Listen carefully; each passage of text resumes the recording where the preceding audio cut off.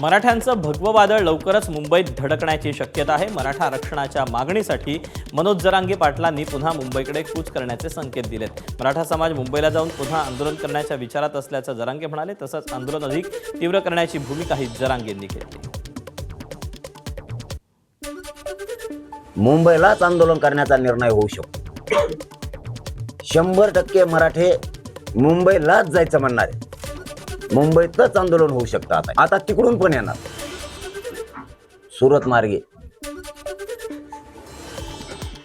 हरियाणा, मध्य प्रदेश, राजस्थान, बडोदा, गुजरात, मध्य प्रदेश, समुद्रमार्गे गोव्याहून चौकून मराठे येणार आहेत। एखाद्या वेळेस कदाचित मुंबईतच आंदोलन होण्याची शक्यता आहे, कारण मराठ्यात तीच कुजबुजी आहे।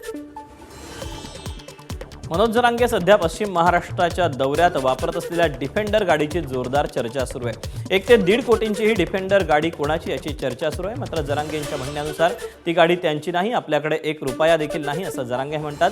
लोकांचं आपल्यावर प्रेम आहे, समाज म्हणतो बसा गाडीत, मी बसतो असं जरांगे म्हणाले। एका कार्यकर्त्यानं आपल्याला या दौऱ्यासाठी ही गाडी दिली, मी ती गाडी दौऱ्यावर घेऊन आल्याचं जरांगे म्हणाले।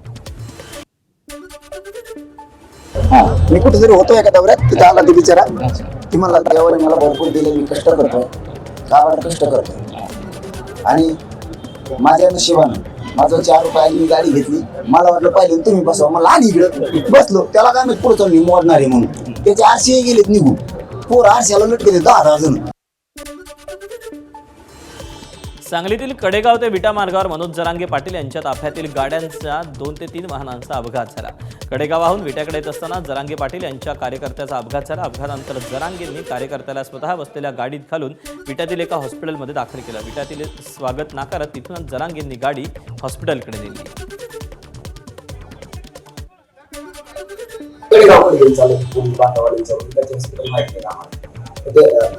तब्येत मला गाडी त्याची व्यवस्थित वाटली, ते मला भार पाठीमागून लागला अरे म्हणलं चांगल्या हॉस्पिटलला जवळ गेलं तर रक्त चांगलं असेल, ते बोलतो की आपण विचार घेऊन जाऊ चांगलं हॉस्पिटल पडलेल्या गाड्या माझ्या।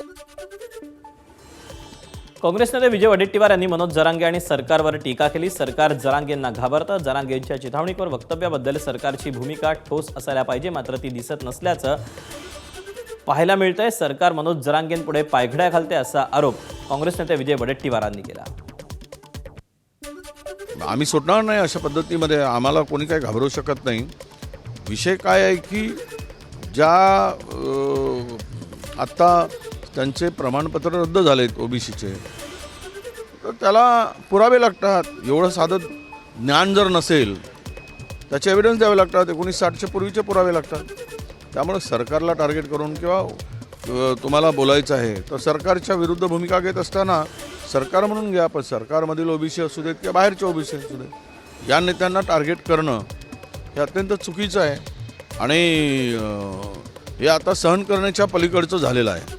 हे चिथावणीखोरपणा सरकारने वेळीच अशा लोकांचा बंदोबस्त केला पाहिजे।